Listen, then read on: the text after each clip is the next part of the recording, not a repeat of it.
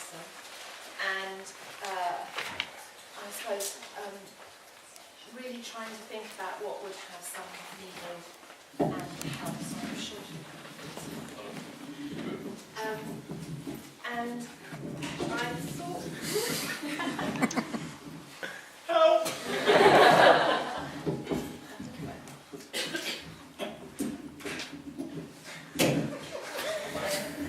So sorry. Give me an extra time, promise.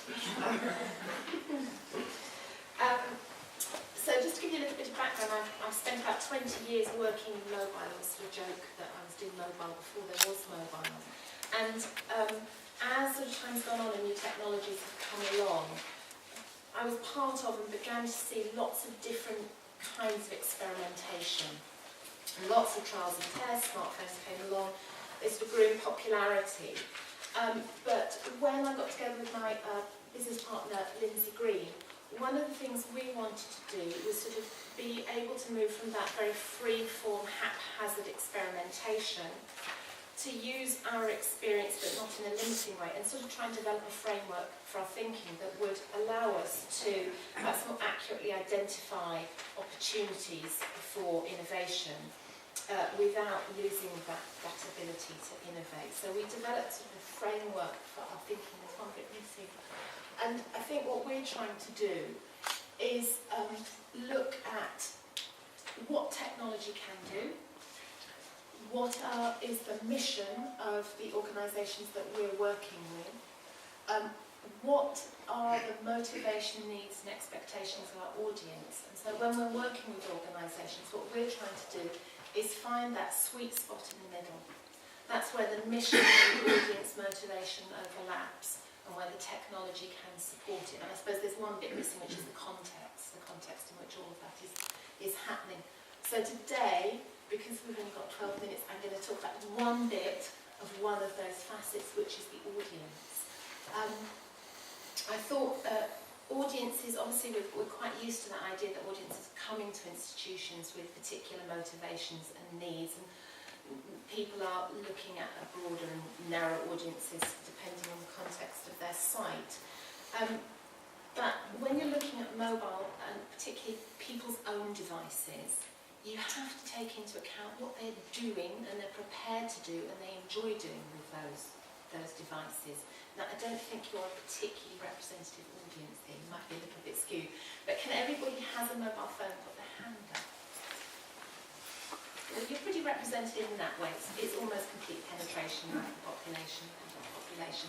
Can people who have a smartphone put their hand up? And some of you may not know. That's pretty good. Who uses their smartphone not to take pictures? To take pictures. Oh yes, you're pretty representative. Who tweets? Yes, a few. Okay, that's it. So you're kind of representative. I think the crucial thing is we're not Google, we're not Facebook. If we're a cultural organisation, there are sort of behaviours and habits out there, there are pleasures we take. And I suppose what I want to do is grab that, hijack it, and head off to do what we want to do with it, really. So I thought I'll give you a flavour of what some people are doing. Some of the data, and sort of talk about some of the things how that might matter to us. So at the moment, the stats suggest about 44% of population of mobile users in the top EU countries now use a smartphone. But that's growing all the time. So about smartphone sales were up 63% year on year last year. Tablets that have only been with us just a few years are forecast to exceed PC sales by 2015. And in fact, people are already saying that forecast is a little bit unambitious. They think it might be sooner. So it's like there's an increasing population, a proportion of our visitors are familiar with the devices, and we can begin to use them in a variety of ways. I mean, the one thing I'd say is right now, you do really need to think about whether your audiences have smartphones and what they're doing with them, and be really, really careful about that, because your organisation may be an audience that has no interest and doesn't own them. So I think we're still niche for the moment, but that's changing quickly. So it could be, I mean, we've already talked about the beautiful turning the pages and things, but the technology's with us. It's so cheap, it's so familiar. I kind of almost want to say to you, don't go out and make something if you can possibly avoid it. I was in San Diego the week before last, and this is the Museum of Photographic Arts in Balboa.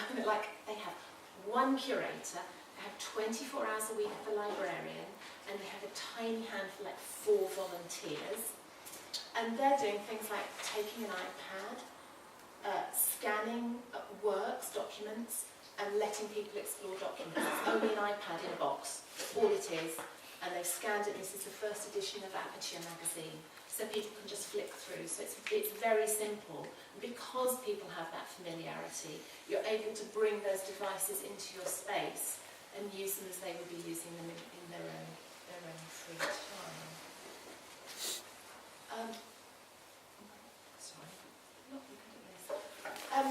The other thing, staying on the point of not inventing things, if we look at the data, about 60% of people with smartphones are using social networking apps. So it could be Facebook, it could be Flickr, they could be tweeting.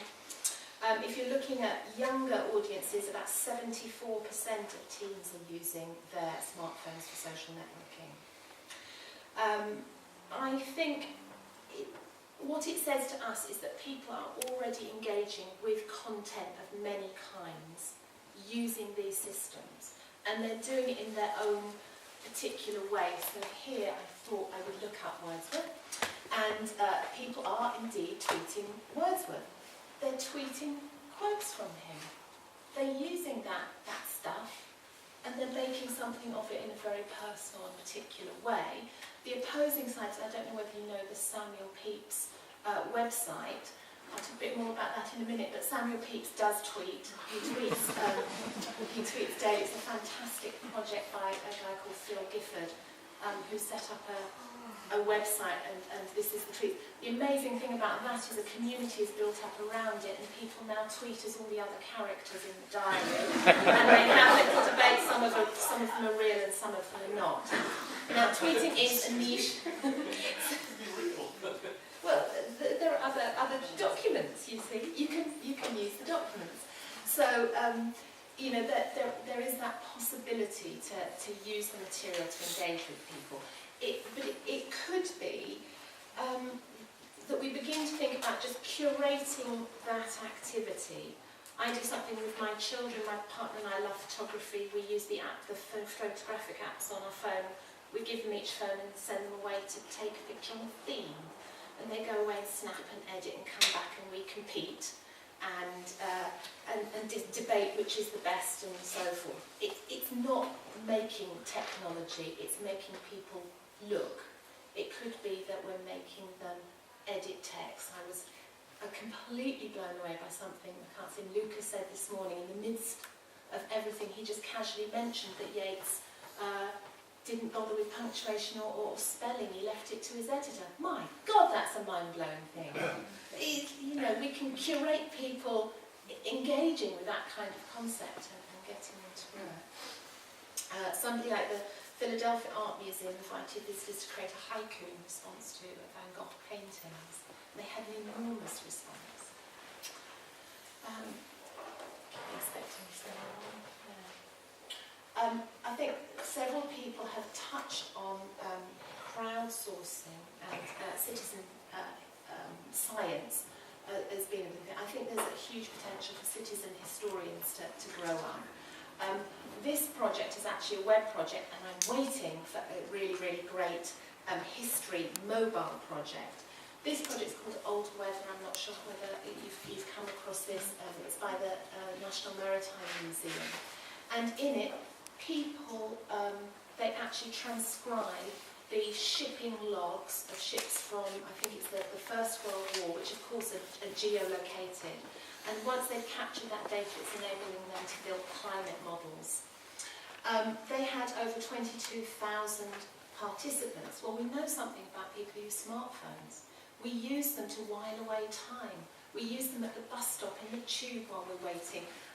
Tragically, 60% while we're lying in bed. It's a fairly significant proportion of eating the loo. So we've got people who are passing the time by kind of noodling and just playing around. So we have the opportunity to capture that activity and sometimes that interest. So we can go with our geek audience, our super fans. I know you have them. I know Wordsworth has had those super fans. Those who would have thought that 22,000 people wanted to transcribe shipping logs. And that can have a ripple effect out, and I think we've got to sort of capture that. I think the other project they run is called Solar Watch, and they use gaming activities to teach people how to read images of the sun in order to gather the right data. So there are gaming methodologies that can come in here. Pete's tweeting is actually part of Pete's diary online, in which the entry is published every single day. I think it finishes this year, and they've done an amazing job of developing a community who've annotated the diaries and researched out. And again, that fabulous ripple effect. The one thing I'll say is technology can do almost anything, but the problem is not technology. I would stake my life that it's almost never technology, as we saw with the nails. What we need to do is understand our audience and follow their motivation, their experience. This thing on the right is the Royal Horticultural Society. They actually have a little app that helps you grow vegetables in your garden. And it pumps out absolutely 100% fabulous horticultural data while people are gardening. And I think, so playful. Phones are playful, and I don't just mean games, I mean they're suffused with that joyous, playful nature of the content. And there is a huge opportunity to capture that and engage people perhaps with not just the content but maybe processes. This is something from the Warhol Museum, and as you can see I've had a good time playing with that this week. They wanted to communicate Warhol's process, and so here you have a photographic app. We know everybody's taking photos and we know people are playing. This brings them together. At each step you learn more, so you can understand what's the interpretive point, why was Warhol doing this. And you go through and produce a fabulous screen print, and it then gives the opportunity to save it, share it, do what you like with it. It's been fantastically successful, and last week I managed to introduce the Warhol Museum to the Van Gogh Museum, and I'm expecting something very fine to come out of that marriage. I think people have touched, and Wim obviously talked very powerfully about the possibilities of different ways of interacting with the screen and manuscripts. This is the Wasteland by Touch Press, and I suppose I only want to show it, probably almost all of you know it well, but I suppose there's something that if we have that moment to inspire people with the manuscript in reality, we can take that outside of the walls. So can we give people the opportunity to download something when they go away? Can we give them a different means of interacting with something beyond?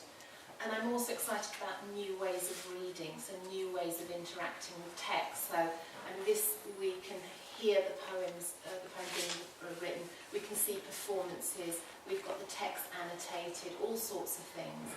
But if you look at some other books, like Alice in Wonderland is a fantastic one, you can actually move bits of the illustration and play around with it. And again, there is that opportunity of kind of diving into the material and actively engaging with it and seeing what happens if you move punctuation and so forth. So that's it really. It's more, I suppose, a call to action in terms of thinking very, very deeply about what your audience wants to do and will have pleasure in doing, rather than focusing on what the technology is capable of doing. A call to not build anything till you've really checked it hasn't been built out there, and to keep it super, super, super simple.